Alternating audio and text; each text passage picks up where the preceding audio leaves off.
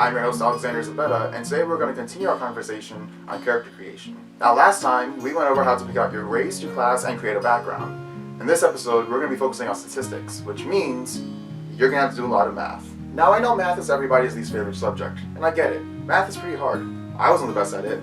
But luckily, D&D math isn't all that complicated. It's simple addition and division, so let's get into it. First thing you're going to need is 4d6 dice. You're going to take all 4 dice, and you're going to roll them all at once. After you roll them, you're going to take out the smallest number, and then add the rest. Now when I did this for my character Stannis, the numbers I got were 12, 8, 15, 16, 13, and another 13. And because Stannis is a human, he gets a +1 to each of these abilities, which would make it 13, 9, 16, 17, 14, and 14. Now, humans do get a +1 to each ability, but it varies from race to race. For example, a Dragonborn gets a +2 to Strength and a +1 to Charisma, but other than that, they don't really get any other bonuses. So now we're going to take those numbers and we're going to subtract it by 10. Whatever number we get from there, we divide by 2, and that's how you determine your ability scores. So after doing all that math, here are the numbers that I got. So where am I going to put them? Now yes, the majority of them are positive, but if you get a negative number, you still gotta stick with that number and add it to one of your modifiers, which will make it interesting for role-playing. You don't want to create the best character who wins at everything. You want to create an interesting character, which means that he's gonna have some flaws. Now let's talk about each stat and determine why they're important. Strength is obvious. It determines how strong your character is. Dexterity determines how flexible and acrobatic your character is. Constitution determines health and energy. Intelligence is all about book smarts, how hard your character's been reading those books and studying for the test.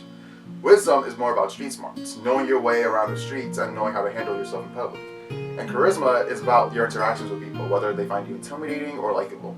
Well, I'll put the +4 in strength considering my character is a paladin and tends to be a powerhouse, so I want him to be pretty strong. Up next, I'll put a +1 in dexterity, a +3 in constitution, +2 in intelligence, +2 in wisdom, and like I described, my character is kind of a fanatic, a crusader. So I'm assuming that most people won't gravitate to him because of how religious he is and how he tries to force out other people. So I'm going to put the -1 in charisma. Now up next, you want to determine what your proficiency bonus is for your class, which you can find in the player's handbook. Since my character is a paladin, his proficiency bonus is +2.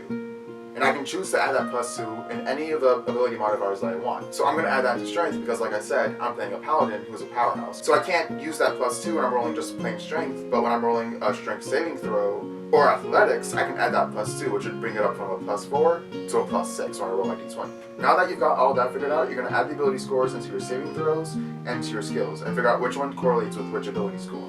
For example, acrobatics is dexterity, so you would put your dexterity bonus into acrobatics. And then arcana is intelligence, so you would put your intelligence bonus into arcana. Up next, you want to determine your health.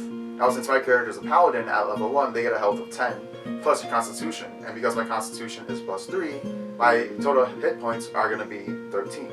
This varies on each class, so make sure you look within the player's handbook to figure out how many hit points your character has and what their hit dice are. For a paladin, the hit dice is 10, so every time I level up, I'll roll a d10 and add that to my health. Or I can just use the average roll, which is a 6. Then you want to figure out your speed. For a human, its speed is 30 feet, so that means when you're in combat, you can only move up to 30 feet. Like I said, it varies on each race, so make sure you look within the player's handbook to figure out what your speed is.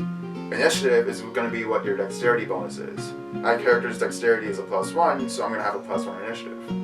And finally, you have armor class. Now every character starts off with an armor class of 10, but that's kind of low. Don't you want to raise it up? Well then your character needs to start wearing armor. But what type of armor should they get? And if they're going to get armor, then that means they're going to be in fights, which means they're probably going to need weapons. Then make sure you stay tuned for the next episode where we're going to discuss equipment, armor, weapons, and spells. Thank you very much for watching this episode of the Questing Guild, and until next time, best of luck on your adventures, traveler.